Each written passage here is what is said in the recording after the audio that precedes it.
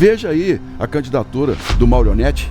Quem é que está com ele? Pergunta os policiais militares, os professores, os servidores públicos, se eles acham a vice competente para poder comandar uma prefeitura. Qual obra do governo de Zema melhorou alguma coisa em Belo Horizonte? Não resolveu o problema da dívida, não fez investimentos, não está conseguindo tirar o Estado do lugar. Não há nenhum princípio ideológico do Zema e do Novo. O negócio deles é ganhar. O Belo Horizonte parou no tempo. E o prefeito atual está gastando tudo que não pode para poder enfeitar a cidade. O presidente da Câmara que está aí concorrendo, né, possivelmente vai ficar sem mandato. O Bolsonaro é coisa do passado. Eu fui leal até o último minuto, apesar da traição do ex-presidente. E a população vota no outsider. Quando vota no outsider, aí é que o desastre acontece. Pablo Marçal não propõe absolutamente nenhuma solução, só indignação.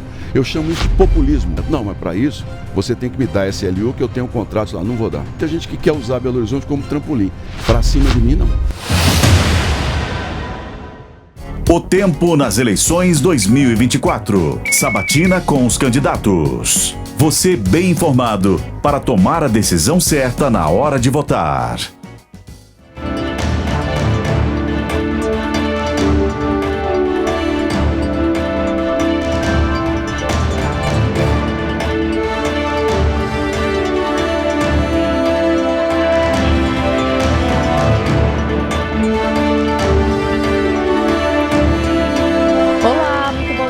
Você que nos acompanha aqui na FM O Tempo, está começando mais uma semana de sabatina. Eu sou Thalita Marinho e comigo aqui no estúdio tem ele, Guilherme Brahim. Bom dia para você, Guilherme. Olá, Thalita, um ótimo dia para você e para os ouvintes que nos acompanham nas nossas mais variadas plataformas, ouvintes e espectadores dos canais de O Tempo. Hoje, como eu disse, nós damos continuidade à nossa série de sabatinas com os candidatos à Prefeitura de Belo Horizonte.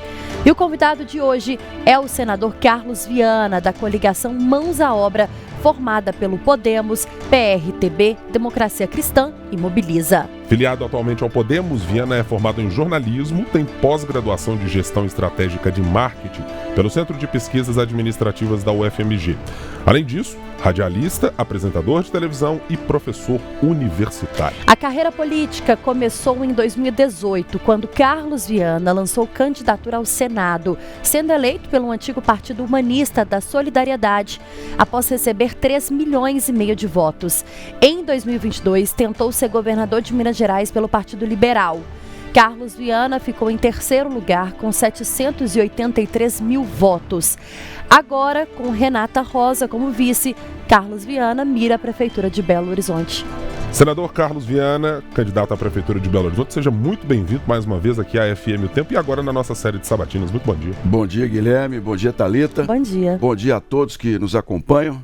Desejo uma semana abençoada, de muita saúde e prosperidade. Parabéns pelo novo estúdio, viu? Muito qualificado.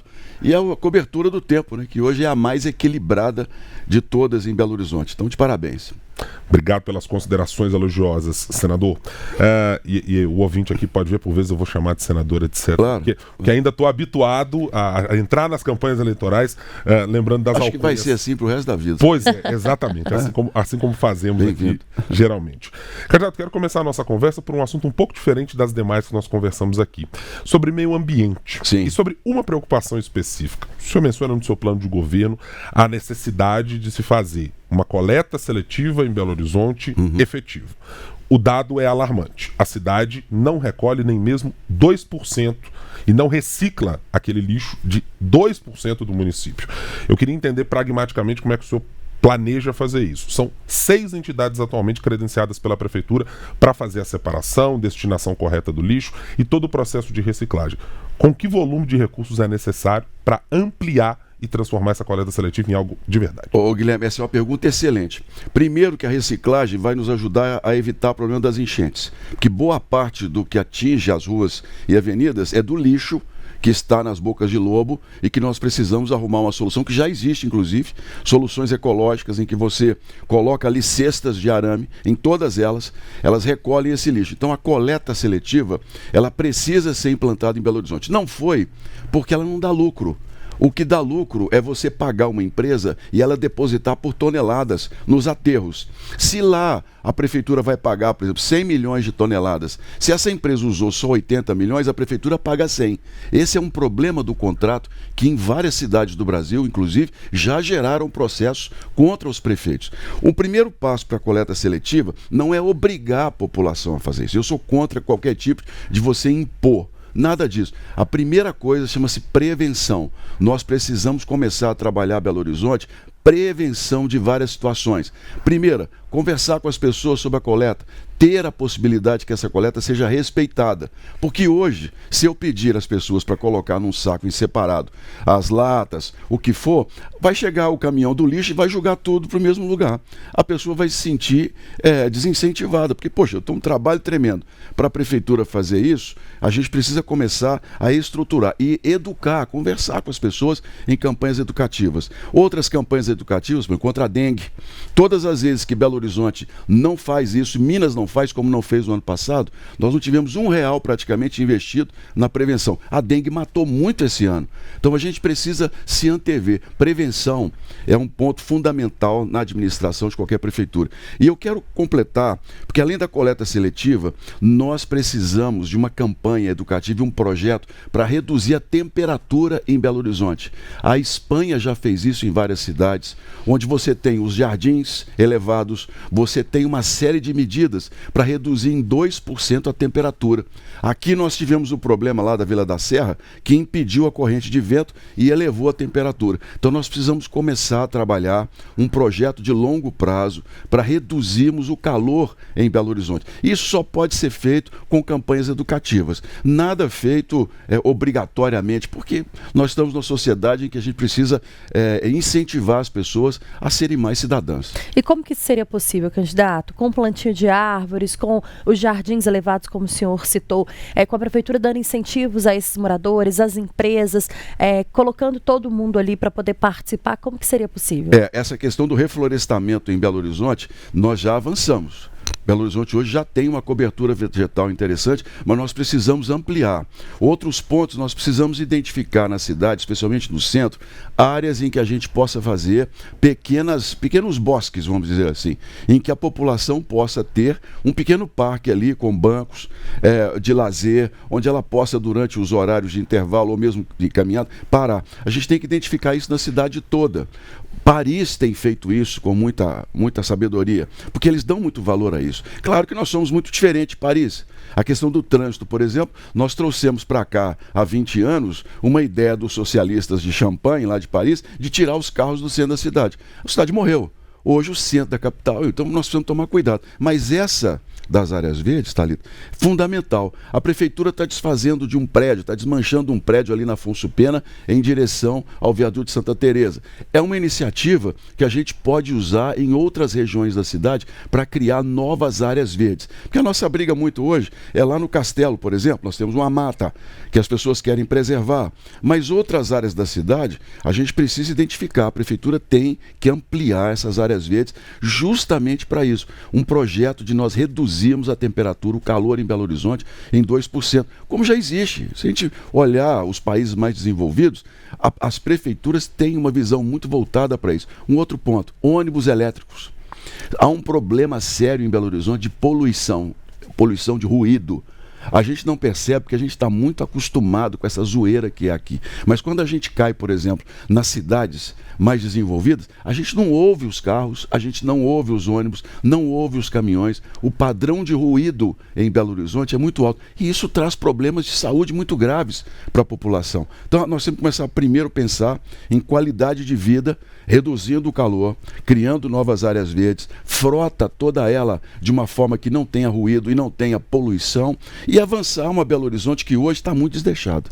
Deixa eu lhe perguntar, fazendo uma conexão sobre essa criação de áreas verdes com a política de expansão de construções em Belo Horizonte. Está havendo na cidade já há algum tempo, e entre os candidatos, a discussão sobre mudanças de outorga onerosa, sobre coeficientes, sobre mudanças nos alvarás e, de alguma maneira, tornar a cidade, numa crítica que é feita pelo empresariado, uma cidade mais ágil. O senhor é favorável a adotar algum tipo de medida, seja de incentivo fiscal por parte da prefeitura, ou de obrigatoriedade, ou condicionar as duas coisas, fazer com que novos empreendimentos sejam obrigatoriamente impermeáveis, quer dizer, você tornar aquelas áreas, aliás, tornar as áreas permeáveis. O prefeito de Belo Horizonte, se eleito Carlos Viana, pretende algo nessa linha ou não? Olha, a questão da outorga onerosa, quem primeiro denunciou fui eu. Porque o Calil, quando era prefeito, ele optou em arrecadar mais e não trazer investimentos. Calil tratou os empreendedores como inimigos. Resultado, o dinheiro não leva desaforo para casa, gente. Foi todo mundo para Nova Lima. Vai andar lá no Oscar Niemeyer para você. As lojas de luxo todas foram para lá e Belo Horizonte vem se esvaziando. E isso fez com que determinadas regiões da cidade começassem a morrer de uma forma muito rápida. Vamos pegar a Avenida Amazonas, aqui da região oeste, do Nova Suíça, para o centro. Quem passa ali depois do Cefete, do elevado, começa a perceber dos dois lados as casas e os sobrados, que são casas de 2 andares, totalmente destruídos. São quarteirões e quarteirões do Barroca, que é um bairro importante de Belo Horizonte, abandonados. Por quê? Não vale a pena construir, é muito caro. O que eu quero é nós abrirmos novamente, nós flexibilizarmos o centro para trazer prédios comerciais, poderem ser prédios de moradia. Os prédios que estão hoje fechados da União, que são muitos, a prefeitura abraçar. Ali, por exemplo, a Faculdade de Engenharia na Avenida do Contorno, a prefeitura pode transferir o centro administrativo. Pode não, eu vou transferir o centro administrativo da prefeitura para lá. Por que eu vou pagar aluguel em outros prédios? E vou recuperar aquela área da Guaicurus, da Contorno. Do outro lado, muita gente não sabe, tem um prédio histórico que é anterior à fundação de Belo Horizonte, que é a Casa da Baronesa. É só vir pelo viaduto da Floresta e olhar à direita ali quando chega na Contorno. Aquele casarão é praticamente inútil. Ali não funciona, tem salas de audiovisual, tem auditórios, a cidade não abraça isso. Nós precisamos fazer ali algumas passarelas, criar, como a Argentina, como Buenos Aires fez em Puerto Madero, que é à beira de um rio, tudo abandonado, hoje é um centro de gastronomia excepcional. Ali é uma região morta da capital. Mas o que se faz, candidato? A prefeitura tem que aplicar descontos no IPTU, a prefeitura tem que diminuir o que vai cobrar no ISS ou no ISS. No caso dos prédios, o que fazer? No caso dos prédios do centro da cidade, primeira solução, voltar às empenas. Você com as empenas, você consegue reduzir o preço dos condomínios e deixa Belo Horizonte mais alegre, mais bonita. É só você tirar foto. Todo lugar no mundo que tira uma foto à noite de uma cidade, tira foto das empenas de uma cidade. Lá em Nova York, as cidades da China são maravilhosas. Então, primeira coisa, voltar às empenas para tornar os condomínios mais baratos. Segundo, flexibilizar as áreas. Savassi hoje é um bairro que lá vai morrendo. Vamos abrir para prédios de luxo novamente, mas vamos pegar os empreendedores e fazer trincheiras. Contorno com Cristóvão Colombo e Nossa Senhora do Carmo. Vamos criar ali um grande boulevard, pegar o shopping, integrar o shopping a Savassi e entregar a Savassi para os jovens, para as pessoas que gostam de andar, para os bares, para bancas de flores. Vamos tornar a cidade amigável e vamos começar a fazer as soluções por trincheiras. É o que Belo Horizonte... Hanover, eu gosto de citar, porque eu conheço 30 países e conheço bem o que é bom e o que não é. Hanover, por exemplo, foi uma cidade completamente destruída. Hanover hoje o trânsito é todo por baixo e o alemão adora carro. O alemão não é como os outros. O alemão quer dirigir. E Belo Horizonte também, as pessoas querem dirigir. Hoje gasta 1h30 para poder vir de Venda Nova para o centro. A gente precisa trazer soluções. Mas a prefeitura não tem dinheiro sozinha. Nós temos que pegar esses empreendedores e falar, olha, construam, recuperem a área, nós vamos flexibilizar, diminuir, incentivar, se for preciso, mas nós vamos ter obras de contrapartida aqui na capital. Tornar os empreendedores, Thalita, parceiros da prefeitura. As parcerias público-privadas. Isso nós podemos usar para a questão da saúde, por exemplo, das UPAs. As UPAs começaram muito bem com o Márcio Lacerda. Na época do Calil abandonou as UPAs. E simplesmente, hoje a UPA é a maior reclamação da população. Como é que nós vamos resolver o problema da UPA? Primeiro, contratar mais médicos para as urgências e emergências. Segundo ponto, você colocar nas UPAs os médicos em atendimento remoto. Pessoa que chegou lá, não é urgência, não é caso grave, você coloca para ser atendida remoto. Isso facilita muito a nossa vida e torna muito mais barato e custo, reduz o problema da violência, a permanência do médico nessas áreas. Outro ponto, eu coloquei como senador quase 100 milhões de reais na saúde pública. Então, hospitais como Santa Casa, Madre Teresa, o Evangélico, Baleia, são hospitais que receberam recursos e que são subutilizados. A prefeitura tem 30 mil pessoas esperando uma cirurgia de joelho, no pé, uma catarata. Por que nós não podemos usar de 6 à meia-noite os centros cirúrgicos desses hospitais? Isso já foi feito em São Paulo, funcionou super bem para a gente dar solução. Nós precisamos começar a pensar em trazer. Aí nós temos parcerias privadas. Por exemplo, centros de saúde. Se nós tivermos áreas em que um hospital da Baleia possa se tornar parceiro de um novo centro de saúde, muito bem-vindos. A prefeitura paga para o Hospital da Baleia, ajuda a manter o hospital, os casos graves já são encaminhados imediatamente para lá e a população é atendida super rápido. Hoje, eu fui no Alto Veracruz esses dias, reclamação dos idosos, exames que demoram muito. Quando vem o exame de saúde, o médico já está pedindo outro porque já virou o tempo. Nós precisamos fazer com que a população tenha, e essa é uma solução que a gente pode dar nos hospitais que têm seus laboratórios. E, se não, trazer para a prefeitura rapidez no atendimento à população. Essa questão das periferias, dos aglomerados, nós precisamos trazer de volta as políticas. Por isso que eu tinha uma vice, que era a Kika, que eu convidei da Serra, que hoje vai ser vereadora, mas que vai estar comigo na prefeitura para a gente criar uma secretaria especial para atender vilas e aglomerados de Belo Horizonte. Candidato, a gente vai voltar a essa questão da saúde, nós vamos voltar à questão da Kika da Serra, mas Sim. Eu queria aproveitar um ponto que o senhor citou em relação ao centro de Belo Horizonte e na tentativa, né, de retomar o que acontecia no centro antigamente, mas há um ponto muito específico que é em relação à segurança, principalmente Sim. no centro da cidade. Avenida Amazonas ali, no finalzinho ali, né, quando a gente está chegando próximo à Praça da Estação, especificamente, é uma região que dá muito medo hoje. Me chama a atenção no plano de governo do senhor, quando o senhor fala sobre as políticas para a segurança pública, Sim. especificamente no primeiro ponto do plano de governo do senhor, quando fala que na primeira semana, se eleito, vai nomear aquelas pessoas que passaram no concurso da Guarda Sim. Municipal. 2 pontos. Por que hoje essa promessa de nomear na primeira semana de governo e qual o papel que a Guarda poderia desenvolver, principalmente no centro da cidade? Thalita, primeiro porque a população de Belo Horizonte tem pressa. Se nós olharmos Belo Horizonte nesses últimos 4 anos, até mais, Belo Horizonte parou no tempo. E quem conhece outras capitais sabe do que eu estou falando. Salvador, por exemplo, conseguiu resolver um metrô em 12 anos, do centro da cidade até o aeroporto. Nós aqui não conseguimos fazer nada. Belo Horizonte não fez nada, pelo contrário, Belo Horizonte parou por completo e perdeu gente. Quase 100 mil pessoas saíram de Belo Horizonte, foram para a região norte, para a região sul, e isso a gente precisa trazer de volta o incentivo. Mas vamos lá da Guarda. O grande problema da segurança no centro chama morador de rua. Porque quando você tem um carro estourado, aquilo entra na ocorrência, nos dados da ocorrência. Torna Belo Horizonte entre as 50 mais perigosas do mundo, que não é. Belo Horizonte não é uma cidade perigosa entre as 50 do mundo, mas o problema é o número de ocorrências. Primeira coisa, resolver a questão do morador de rua. Sem isso, nós não vamos a lugar nenhum. Nós vamos controlar essa população que hoje está entre 11 e 13 mil. E o jornal O Tempo fez uma matéria sensacional de uma declaração que eu dei, mostrando que 48% não são de Belo Horizonte. Então, nós vamos fazer o seguinte: morador chegou em Belo Horizonte, identificou, veio de onde? Eu vim de tal cidade, o prefeito me colocou no carro da saúde e me deixou aqui. Vai voltar, eu vou devolver. Porque como é que eu vou ajudar essa pessoa longe da família dela?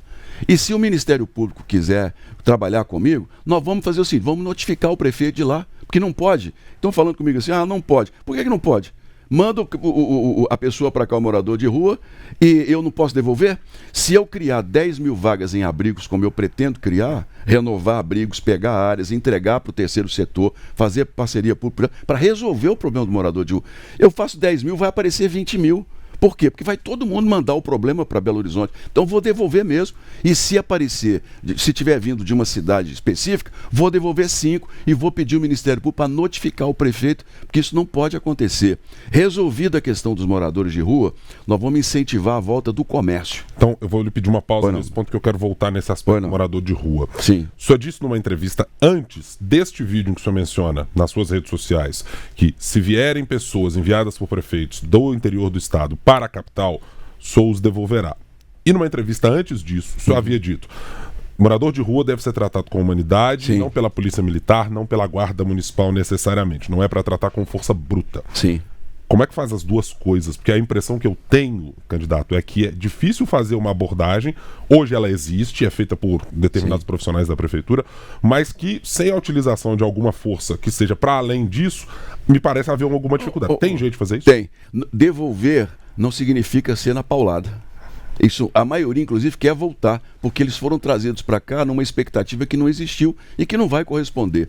Outra coisa, Guilherme, é você ir ali, por exemplo, na Contorno, debaixo do viaduto Helena Greco, onde você tem lá as lojas de reciclagem, e vai conversar com aqueles moradores ali. Boa parte já nasceu na rua. Eles nunca tiveram uma habitação. São de Belo Horizonte e estão na rua desde bebê. É um negócio impressionante. Esses, a gente pode trabalhar uma moradia popular. É de Belo Horizonte, é minha responsabilidade. Nós vamos pegar o que é daqui, tem família? Vamos chamar a família. Gente, o que nós precisamos fazer? É uma reciclagem profissional? Ele precisa de um curso? Ele precisa de um atendimento psicológico para se livrar da bebida? Precisa de um atendimento? Tem comunidade terapêutica que eu gosto e defendo muito, que ela leva a pessoa para lá, 3 meses depois a pessoa está desintoxicada. Se ela vai voltar para a rua ou não, é uma outra história. Mas pelo menos a gente dá oportunidade para ela. Agora, o que não pode é simplesmente o prefeito de qualquer cidade, de qualquer capital, inclusive, porque eu encontrei muita gente aqui de Recife, do Maranhão, que a prefeitura colocou num ônibus e mandou para Belo Horizonte. E aí? O que nós vamos fazer com essa pessoa aqui? Se ele quer voltar para lá ou se ele quer ir para São Paulo, quer ir para outro lugar. Abordou, o senhor quer ir embora? Quer. Assina aqui, por favor, uma declaração. Pronto, nós vamos ajudar o senhor a ir embora. Isso tudo pode ser feito, mas nós temos que ter coragem para decidir. Porque senão nós vamos ficar aqui, não, vamos resolver um lero-lero terrível, e não resolve. E eu volto a dizer, gente, se eu criar 10 mil vagas em abrigos, vão aparecer 20 mil moradores de rua, porque simplesmente o problema vem para Belo Horizonte. Então está na hora da gente dar um basta nisso, ajudar essa população que é da capital, devolver o centro aos comerciantes, incentivar a abertura de novas lojas, incentivar a criação de estacionamentos subterrâneos, onde a gente possa ter banheiros para atender a população. Hoje no centro da cidade, se a pessoa precisar usar um banheiro numa emergência, ela vai buscar onde? Um idoso passapeto que entra num bar, o dono do bar naturalmente fala, olha, o banheiro é para cliente, sou eu que cuido. A prefeitura tem que criar estacionamentos subterrâneos para poder ajudar na mobilidade e ter banheiro ali em que as pessoas possam descer e ser atendidas. Participa também, candidato, dessa entrevista com a gente, a editora de conteúdo de política de O Tempo, Cíntia Castro. Ela vai fazer uma pergunta para o senhor. Oi, Cíntia, bom dia. Bom dia, Thalita. Bom dia, Ibrahim. Bom dia, candidato. Bom candidato, dia. Bom dia. O senhor tem se reafirmado em diferentes momentos da campanha como o único candidato evangélico na disputa pela Prefeitura de Belo Horizonte. Eu pergunto, essa ênfase nessa característica, o senhor não teme que ela possa ser prejudicial, uma vez que o senhor também precisa conquistar grande parte dos eleitores que não são evangélicos, para que o senhor consiga chegar ao segundo turno? E, nesse contexto, qual que é a promessa que o senhor tem feito ao eleitor evangélico, caso o senhor seja eleito prefeito? É uma ótima pergunta. Primeiro, depois que eu disse, passei a ser perseguido de uma maneira absurda. O ódio nas redes sociais, ele vem da extrema esquerda, da extrema direita. É algo impressionante como as pessoas não respeitam isso. E eu tenho falado o seguinte... De candidatos isso aconteceu, candidato? Oi? De candidatos também isso aconteceu? Não, bem, se... Hoje eu percebo, o Ibrahim, fazendo uma pausa rápida, a maioria dos perfis que entram aqui, por exemplo, no Tempo para poder criticar são falsos. A maioria. Mesmo já mandei fazer um levantamento, tem pelo menos 250 que nós já identificamos como falsos e que quando determinados candidatos chegam aqui, passam a ser elogiados. Isso o TRE, nós vamos fazer a denúncia na hora certa, porque se eu falar agora quem é, eles vão tirar do ar. Mas acontece muito. Eu tenho maturidade suficiente para entender que o Estado é laico, que a gente precisa governar para todo mundo, mas para os evangélicos há princípios fundamentais, que são a honestidade, a transparência e a palavra. Nós evangélicos não vamos... para a gente o que manda muito é a pessoa cumprir o que ela fala. Porque pelo princípio da fé, o verbo se fez carne e habitou entre nós. Então quando eu falo, gente, eu sou o único candidato evangélico, eu vou cumprir o que eu vou falar. Porque se eu não cumprir, eu não vou estar seguindo realmente aquilo que a minha fé determina. Segundo ponto, quando Jesus fala que as nossas ações têm que ser em cima do telhado, significa o seguinte, tem que ter transparência em tudo que você faz, inclusive para críticas. E eu pretendo fazer uma prefeitura em que as pessoas participem, principalmente aquelas que nunca foram ouvidas, que estão nos aglomerados, que eu tenho visitado muito. Isso, para mim, é fundamental. E mostrar para a cidade que a questão da fé é dos princípios está associada à competência. Eu deixei o jornalismo, dinheiro público para mim é muito importante. Fui para a política, me arrisquei na política, estou há 4 anos entre os 5 melhores senadores do Brasil. Ano passado fui eleito o melhor senador do país e agora, quinta-feira, estou concorrendo a mais um prêmio entre os melhores parlamentares do Congresso em Foco. Nós vamos saber o resultado na quinta-feira. Isso, gente, olha, porque hoje Belo Horizonte é mais uma vez um trampolim político. Eu não sou um candidato que vou pegar um para levar para governador, vou fazer um acordo com o outro. Porque você, para ter acordo político, você tem que entregar a secretaria, você tem que entregar a SLU, você tem que entregar a URBEL. Eu não vou fazer isso. Por que é difícil para mim fazer acordo? Porque eu quero fazer acordo. Quer me apoiar? Quero. Então nós vamos fazer uma política de desenvolvimento. Não, mas para isso, você tem que me dar a SLU, que eu tenho um contrato lá. Não vou dar. Porque vai estourar no meu colo a corrupção. Não, mas eu quero a URBEL para eu construir casa popular com empresa amiga minha. Não dou. A gente vai ter que fazer um projeto conjunto. Empresa de ônibus. Empresa de ônibus manda em Belo Horizonte. Esse 1 bilhão que as empresas de ônibus deram para a capital. Isso é um absurdo. 500 milhões no ano passado, 350 milhões esse ano. Belo Horizonte tem um déficit. 78 milhões de reais de dívida, que se a gente não resolver no ano que vem, 2026 vai para 200 milhões. E o prefeito atual está gastando tudo que não pode para poder enfeitar a cidade. Gente, isso é muita responsabilidade política. Por isso que eu falei, eu sou o único independente aqui, que não está aqui para poder atender. Que a empresa de ônibus, sabe o que nós vamos fazer, Guilherme? Eu já anunciei que eu vou trazer de volta os cobradores, né? Os trocadores, né? Vou trazer de volta, para diminuir o peso do motorista. Isso é um compromisso que eu estou fazendo com a cidade. Segundo, vou trazer de volta as vans. Vans com ar-condicionado, fiscalizadas uma vez por ano, que vão atender as áreas mais remotas da cidade, que se as empresas de ônibus não começarem a cumprir o horário, vou tirar a concessão, vou colocar a empresa de van, igual foi no Rio de Janeiro, que está funcionando super bem. Porque a gente precisa enfrentar esse pessoal, gente. Aí, quando eu falo isso, claro que o dinheiro não vem para mim. Eu não tenho um tostão de campanha na minha conta. Vai todo mundo para os outros. Por quê? Todo mundo tem conchavo político. Eu não aceito. Quer estar comigo? Então nós vamos pensar em desenvolver a cidade juntos. Mas conchavo de fazer acordo de dinheiro em construtora, empresa de lixo, empresa de ônibus, na minha administração não tem não. Quero agradecer a Cíntia Castro pela participação. Muito obrigado, Cíntia. Deixa eu continuar nesse ponto que você mencionou, porque nós falamos de 2 coisas aqui. Uma delas eu considero muito relevante do ponto de vista de governabilidade. O senhor está falando, não fazemos conchavos, eu não farei, e isso não passará pelo eventual governo de Carlos Viana. Mas eu quero lhe perguntar, somando a sua trajetória política com o cenário que existe na Câmara Municipal. O senhor já passou por diversos partidos ao longo da sua carreira política. A Câmara Municipal tem uma fragmentação partidária muito relevante. Sim. E o atual prefeito sofreu sobremaneira exatamente com isso. Precisou fazer composições mais ao centro-direita, mudou a sua composição, precisou voltar para a primeira parte onde esteve, para conseguir algum grau de governabilidade.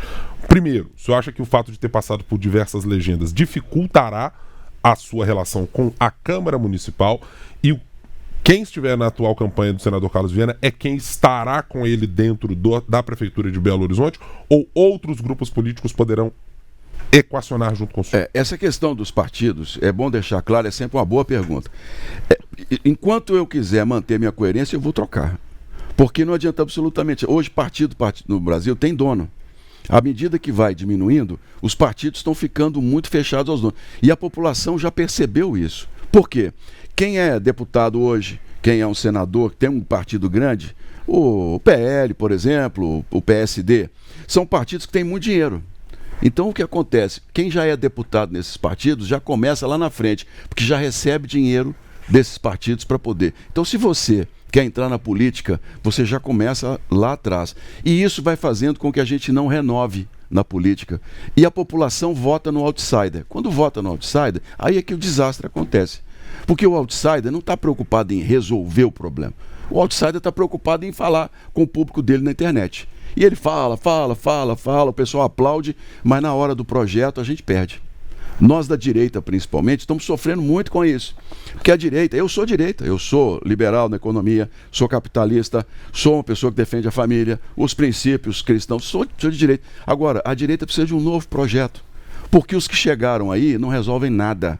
são simplesmente pessoas que estão vibrando na rede social, mas a política é feita de conversa. E aí entra a minha resposta. Eu já tenho uma vice que foi dada ao principal grupo da Câmara. Então eu já resolvi um problema. Agora é conversar com o outro grupo que é comandado pelo Tibé, que é um grupo grande de vereador. Vou conversar com eles, inclusive contratei o chefe de campanha do Tibé que trabalha comigo, que é o Eduardo. Então já comecei a conversar com o segundo. Terceiro, tem o ex-presidente, o presidente da Câmara que está aí concorrendo, né? Possivelmente vai ficar sem mandato. E resultado, o grupo dele vai ficar órfão. Vamos trazer para o nosso lado também. Porque o que o vereador quer é obra, ele quer soluções. O vereador quer a presença na comunidade dele, resolvendo isso. Nós vamos ajudar o vereador, não vejo problema algum. Agora, não vem me pedir regional para fazer acordo de dinheiro por fora, que eu não vou aceitar. E se eu descobrir, por isso é que o pessoal tem muito medo de mim. Porque quando vem falar comigo, qualquer coisa atravessada, eu falo assim, olha, você pode fazer para lá. Mas se vier para cima de mim, eu vou denunciar. Resultado, ninguém me quer dessa maneira. Porque o pessoal quer conchavo, gente. Quer o grupo. Veja aí a candidatura do Maurionetti. Quem é que está com ele? Um governador que não conversava com o prefeito. Me aponte uma obra que o governo do estado fez para Belo Horizonte.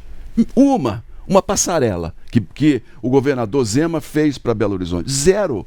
Aí pega o Calil. Calil não conversava com quem que vai mandar ali no governo do Maurionetti? Claro que não é ele. E ele já deu declaração aqui dizendo que é a vice dele que vai comandar. A vice dele, eu cheguei inclusive a analisar.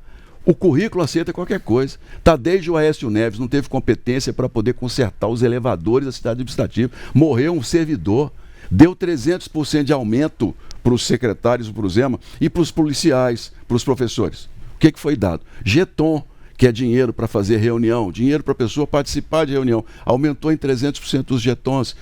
Olha, você de Belo Horizonte, preste atenção nisso. Belo Horizonte precisa parar de ser trampolim político. Minas Gerais está muito atrasada por causa disso. Quem está falando aqui é um senador que está lá na linha de frente. Veio Aécio e Dilma. Minas não avançou em nada. Nós não conseguimos fazer 1 quilômetro de duplicação na 381. Veio o Zema, que ganhou no primeiro dia, declarou que era candidato a presidente da República. O governo é do PT. O que vocês esperam? Isso sabe o que é isso? Imaturidade política, falta de conversa, não resolveu o problema da dívida, não fez investimentos, não está conseguindo tirar o Estado do lugar. Os investimentos que estão aí são empresas que já estavam no Estado. Então vamos começar a pensar. Um candidato. O Calil já anunciou quem são os secretários da saúde e da educação do governo do Maurionetti. Já anunciou. Como é que vai dominar isso? Não tem jeito. Lhe pergunto, Viana, considerando este cenário, o senhor é senador da República, está candidatando a prefeito de Belo Horizonte. Se eleito for prefeito, o eleitor de Belo Horizonte pode esperar Carlos Viana candidato, por exemplo, a uma eventual reeleição e não disputar no cargo? Cada eleição é uma coisa. Eu não pretendo usar Belo Horizonte como trampolim. Até porque já estou com 61 anos. Entendeu? Estou na política há 4, o que eu queria eu já consegui. E eu tenho orado muito a Deus para ele fazer o que achar melhor. Porque quando eu me candidatei, o meu desejo era tocar um projeto fora do Brasil que há muito tempo eu já venho e que tive que deixar. Fui eleito senador. Então vamos trabalhar bem. Já que a população me deu essa responsabilidade, quem me acompanha na rede social? Porque quem não acompanha, não tem como cobrar. Mas olha, 4 anos entre os melhores senadores do Brasil para quem nunca foi político.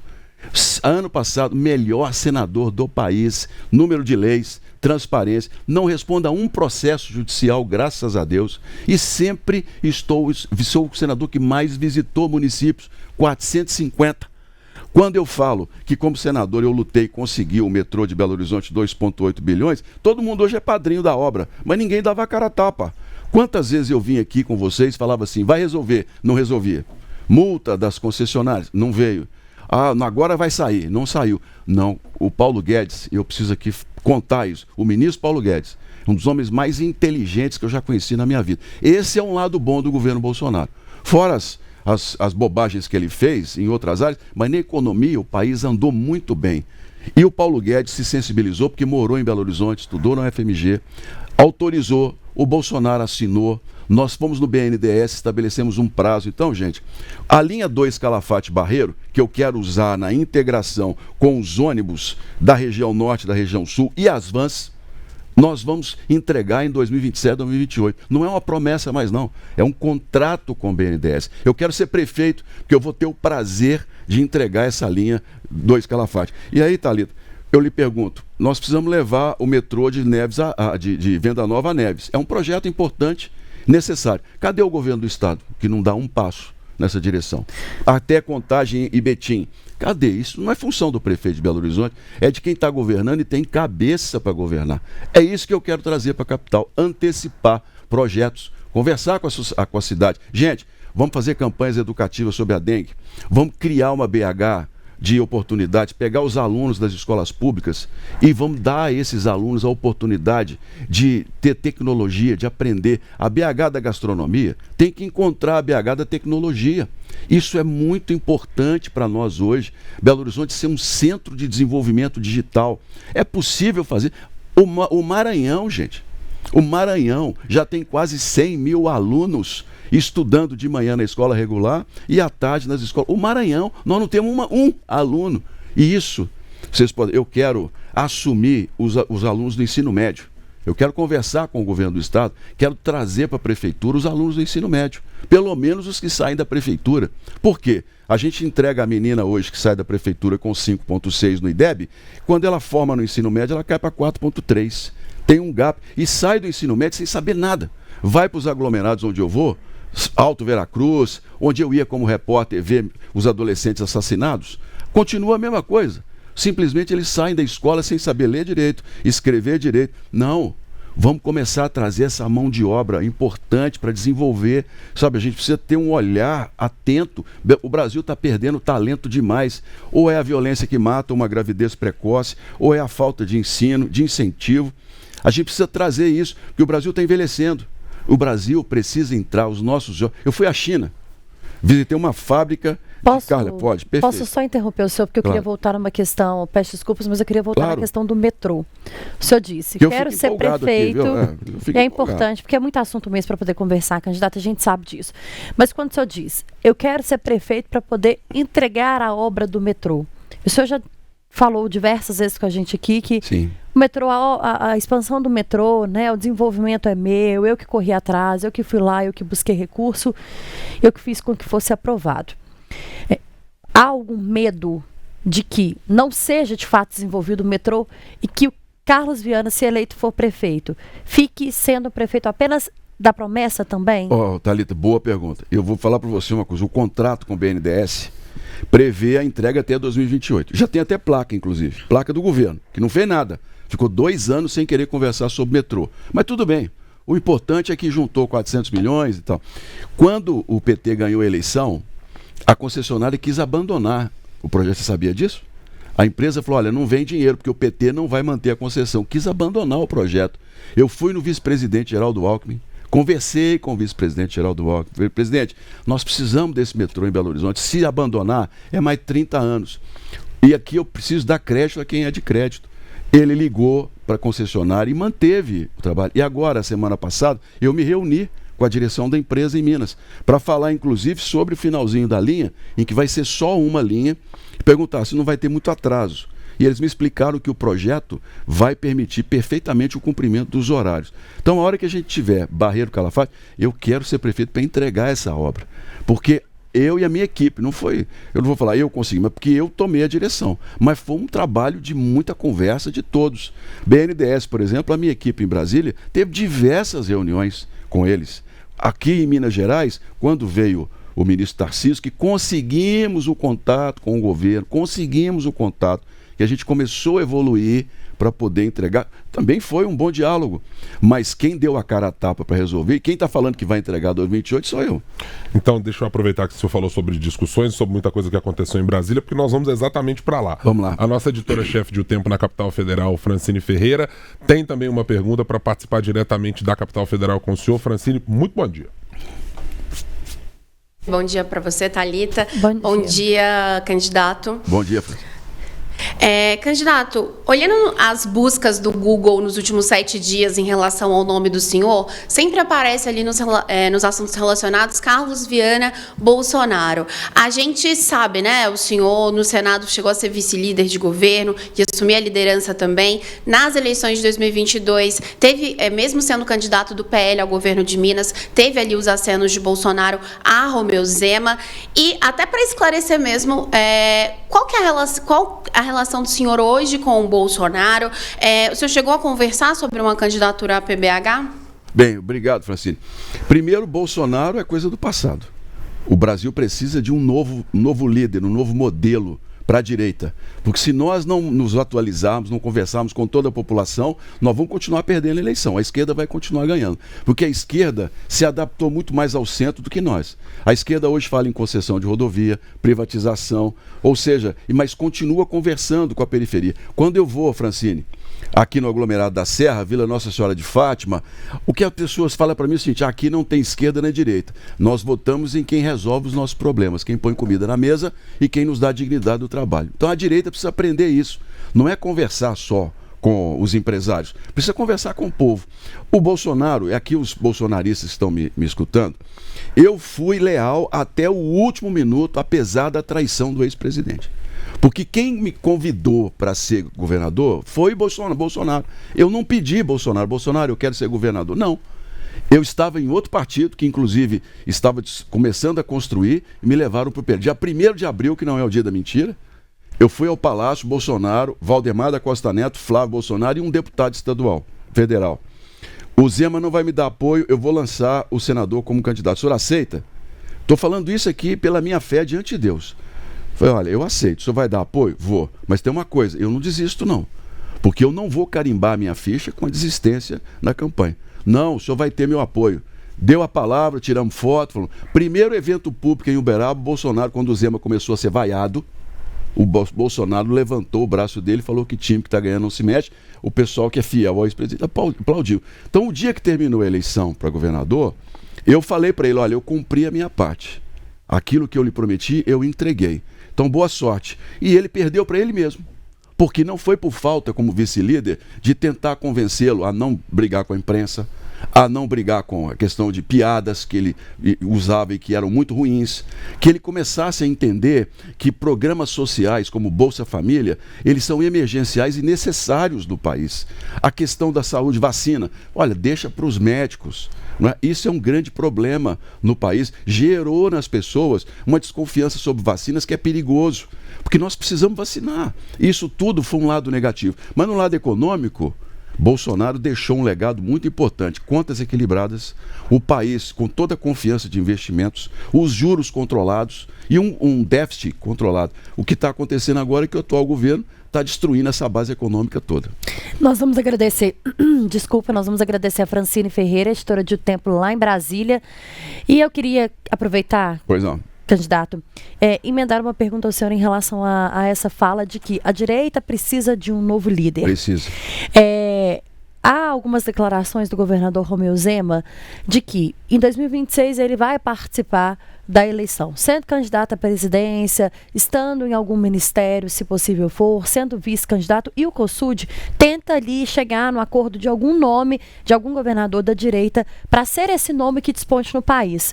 O governador Romeu Zema poderia ser o nome de apoio do senador Carlos Viana? É natural que, como governador de um estado como Minas Gerais por 2 mandatos, o nome dele esteja sendo colocado. Isso é a coisa mais natural do mundo. Agora, nós precisamos de alguém que consiga conversar com o país todo. Porque conversar só com o empresário é muito fácil, porque ele é empresário. Ele conhece a linguagem do empresário. Mas eu quero saber o seguinte, qual obra do governo melhorou a vida dos 80 mil moradores da Serra? Qual obra do governo de Minas Gerais melhorou o transporte público na região metropolitana? Qual obra do governo de Zema melhorou alguma coisa em Belo Horizonte? Vai começar a chamar a atenção. Porque só conversa, o pessoal cansou dele lavando vasilha. Cansou. Isso aí se mostrou só um lero-lero também. E agora juntou com o Marionete e o Calil, o pessoal da direita percebeu que não há nenhum princípio ideológico do Zema e do Novo. O negócio deles é ganhar. Eles falam que é nova política, conversa. Né? Juntar com o Calil é significado assim, juntou com a esquerda. Porque o Calil é esquerda, ele fala que não, mas ele é esquerda, foi apoiado pelo Lula, sempre se deu bem com o PSOL, com o PSDB, esse pessoal todo da esquerda.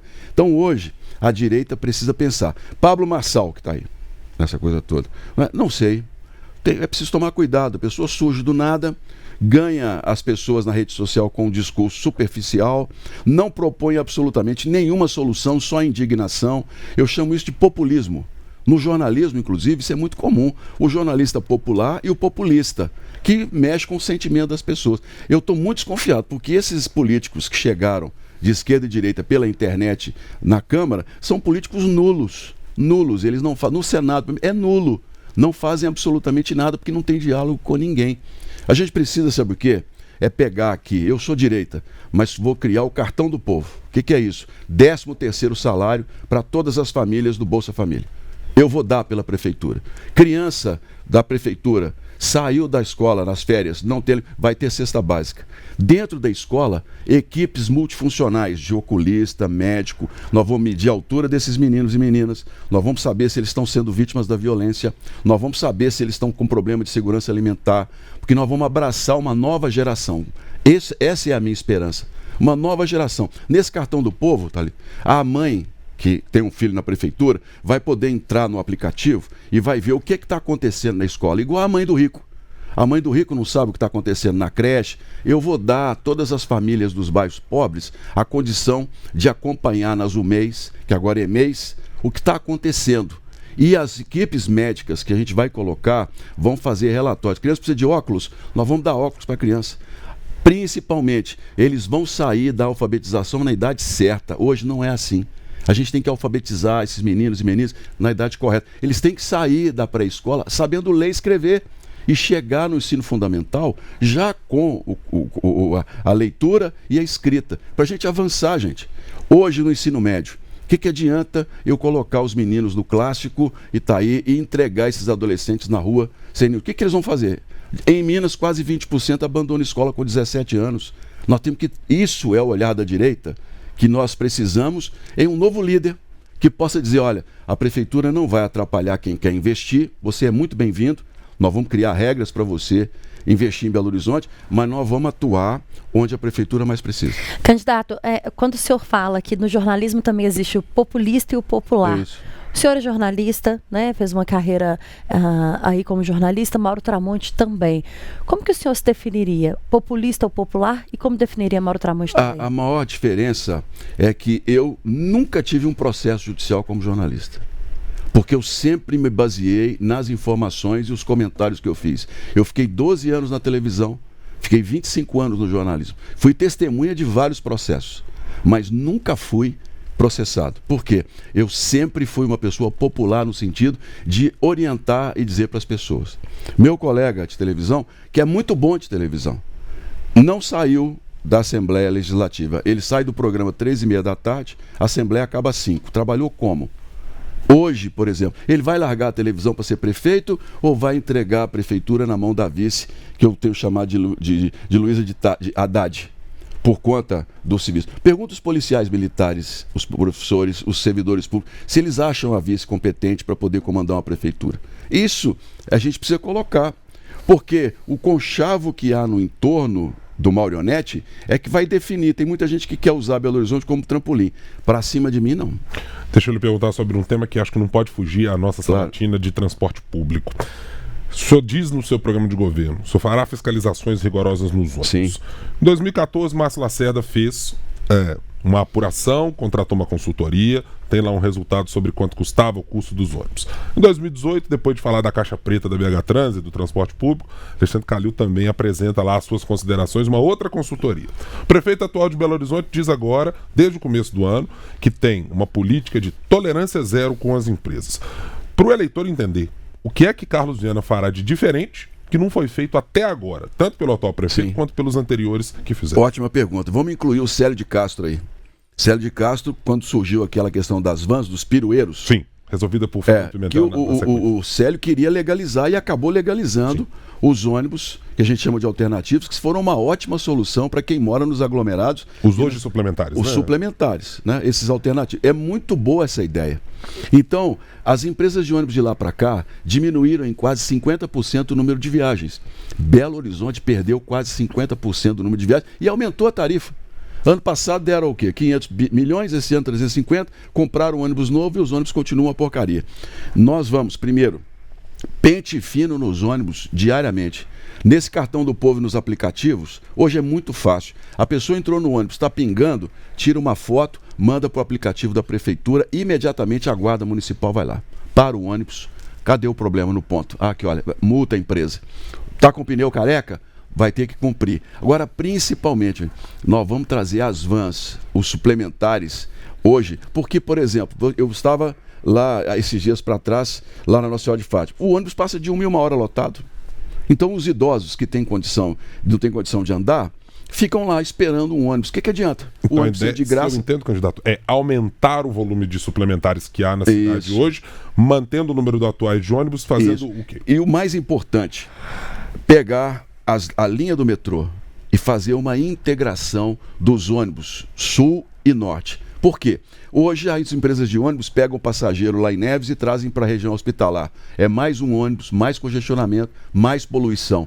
Por que nós não podemos pegar esse passageiro lá em Venda Nova, colocá-lo na mesma tarifa que ele já paga no metrô, trazê-lo até o centro da cidade ou até Contagem, com uma tarifa só, como existe na França, como existe na Alemanha, como existe na República Tcheca, que eu já Poderia expandir para a região metropolitana, claro, tarifa única? Mas isso depende do governo do estado, de uma negociação com o governo, porque é plenamente possível ampliar o metrô até Betim e levar o metrô até Neves. Mas hoje o que nós temos é quem paga R$10 praticamente, por exemplo, na região metropolitana, vai continuar pagando os 10, mas entra no metrô em Venda Nova, chega aqui na Praça da Estação, que todo ano, né, todo ano eleitoral passa por uma reforma, e nós vamos criar novos itinerários de circulares pela cidade. Então a pessoa chegou aqui, ela está indo para a região hospitalar, não quer ir a pé? Tem um circular que vai levar ela lá. Não, eu estou indo lá no Grajaú, na região oeste. Vai ter um circular. Esse mesmo circular traz essa pessoa de volta para a estação que ela desceu, que é a estação ali do centro, ou uma outra, porque dependendo a gente pode escolher um outro bairro mais próximo do centro, e essa mesma tarifa faz com que ele saia de casa e possa se deslocar. Essa integração as empresas de ônibus nunca quiseram. E eu enfrentei muito isso em Brasília, porque tinha senador que era dono de transportadora, representava o sistema de transporte e não queria metrô, inclusive tinha parente comandando a CBTU. A primeira luta foi vencer essa dificuldade interna política. Hoje não. Hoje nós vamos entregar o metrô em 2028 e vamos fazer essa integração. E vou colocar essas vans, porque se essas empresas de ônibus não cumprirem aquilo que a prefeitura determinar, nós vamos fazer concorrência com elas com melhor qualidade e preço mais baixo. Senador, candidato à Prefeitura de Belo Horizonte, Carlos Viana, do Podemos, foi o nosso convidado nesta segunda-feira na Sabatina. Mais uma vez, como sempre dizemos, muito obrigado por ter aqui conosco. Obrigado. Candidato. Eu estou aqui sempre à disposição. Primeiro, por servir na política, porque esse aqui é um projeto de crescimento pessoal, não é um projeto... Eu, graças a Deus, sou bem sucedido. Em todas as áreas em que passei, Deus me prosperou. E na política não tem sido diferente. E eu quero agora dizer para as pessoas, Belo Horizonte tem solução, gente. Só não podemos deixar a cidade virar um palco de política, de marionete. Tem que ter um prefeito que tenha liberdade de ter voz e tomar decisões. Eu sei e eu tenho coragem de tomar decisões. Nós vamos construir uma Belo Horizonte melhor para todo mundo, especialmente para aqueles que vivem em vilas e aglomerados, que hoje só fazem parte da votação e não são ouvidos. Nós temos como fazer isso. Eu conheço o mundo, o que é bom e o que é ruim, e eu quero trazer isso para a gente poder construir um tempo novo para BH. Carlos Viana, muito obrigada pela entrevista do senhor. Obrigado. Volte sempre aqui à FM. Parabéns mais uma vez. Obrigado, gente. Amanhã vai ser a vez da gente conversar com Duda Salaber, candidata à Prefeitura de Belo Horizonte pelo PDT, e a gente te espera aqui a partir das 8 horas da manhã. Até lá.